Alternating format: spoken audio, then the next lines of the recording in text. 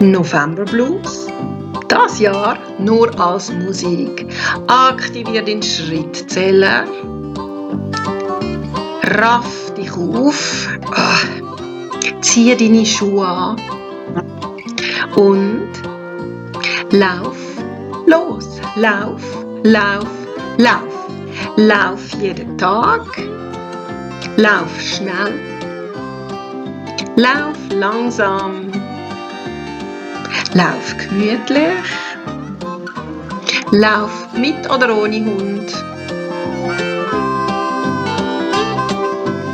Lauf indoor, outdoor. Lauf allein. Lauf zu zweit. Lauf egal wo. Jeder Schritt zählt.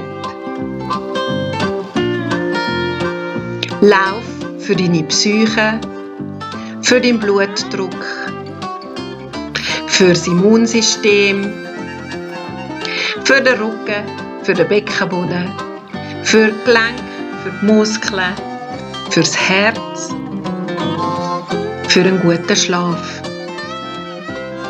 Hol dir die Schrittzahlen zum Abhökeln ganz einfach auf meiner Webseite.